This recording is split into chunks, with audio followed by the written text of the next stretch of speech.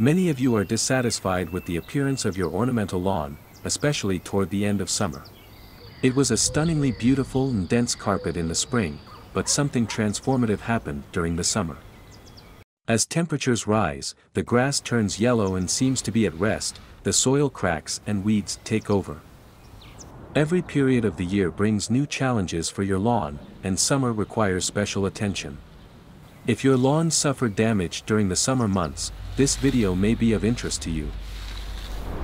Welcome to the Garden Green channel. More frequent watering is necessary in the summer, but the key to a healthy and beautiful ornamental lawn during the summer is something else entirely. These are simple yet crucial methods that will keep your lawn beautiful and green throughout the summer. Maintaining an ornamental lawn in areas with summer temperatures up to 40 degrees Celsius can be challenging. When it comes to lawn care, mowing the right way is crucial for protecting it from heat stress and damage. With the beginning of summer and rising temperatures, many continue to mow the lawn at a medium height, as in spring.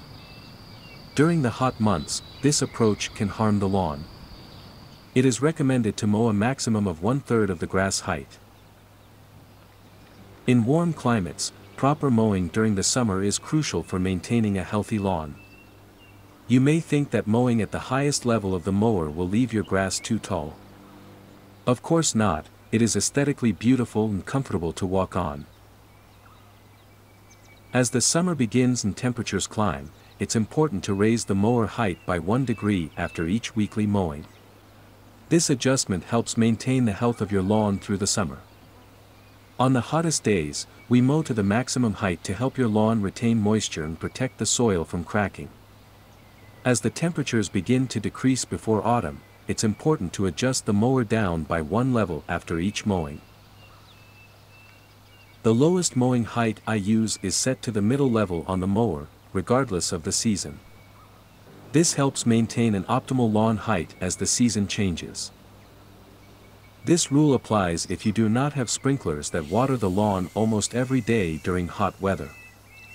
High mowing is another advantage because tall grass prevents weed seeds from penetrating the ground.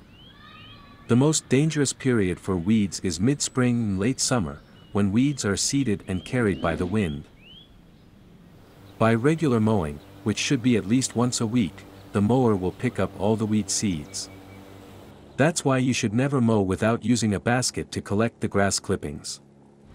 I will remind you that weeds are most often carried by the wind and remain on the top of the decorative lawn. That's why regular mowing is important if you live in an environment with a lot of weeds.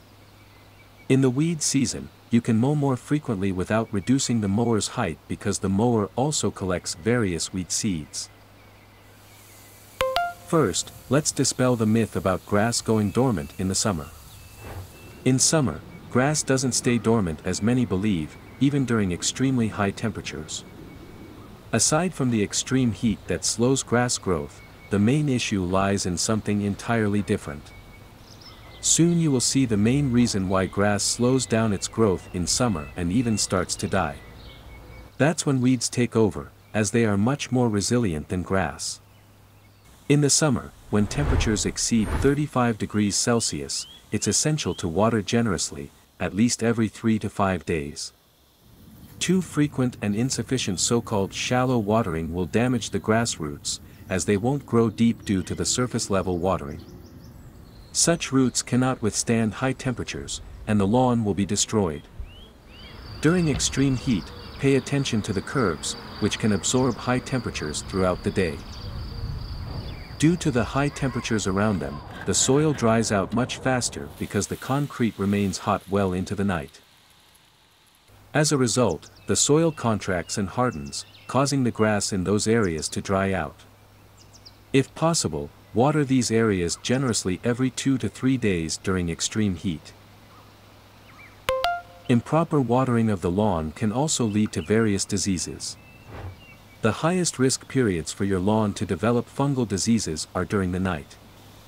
Watering in the evening causes the grass to dry slowly, creating ideal conditions and a major cause for fungal diseases in ornamental lawns. Therefore, it's best to water early in the morning. You can also water during the day when it's very hot, as long as you water generously. While on vacation, you might have noticed that even hotel lawns are watered during the peak heat. This is essential if the grass is mowed short, otherwise, it would burn in the summer heat. To protect your lawn from various diseases, here is a natural ingredient with antifungal properties. I mentioned it in my previous video, it's cinnamon. Instead of using various pesticides that you might ingest, sprinkle cinnamon. Just 50 grams per 10 square meters is sufficient. You will notice that fungal diseases will no longer be present on your lawn.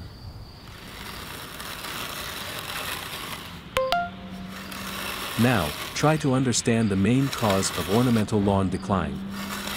You've likely seen this before but may not have taken it seriously or understood why it's done.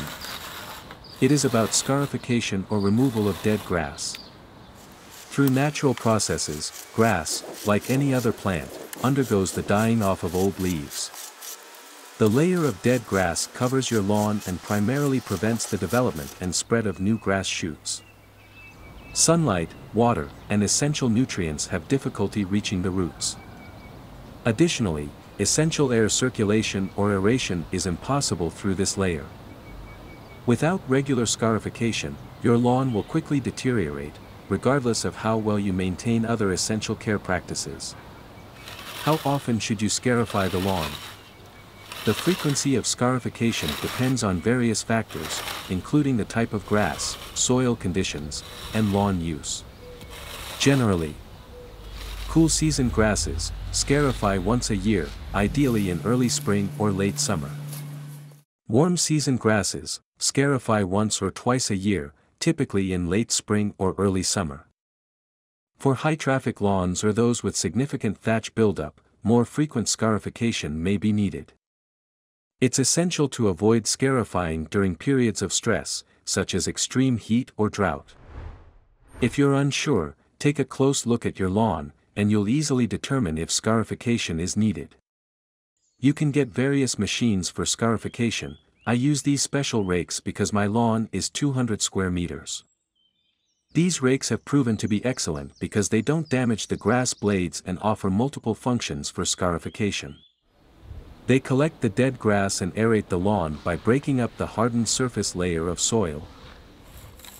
Besides removing dead grass, here you can see their actual function in breaking up soil crust and aerating the lawn during scarification. In the video about seeding a new lawn on my channel, you can see another great function of these rakes. This method is crucial for lawn health as it prevents soil compaction and allows the grass to grow better and become more resilient to stress.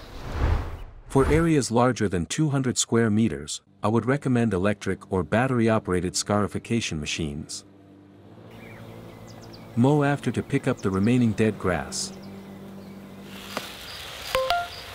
After each scarification, I recommend applying a slow-release organic fertilizer and watering generously.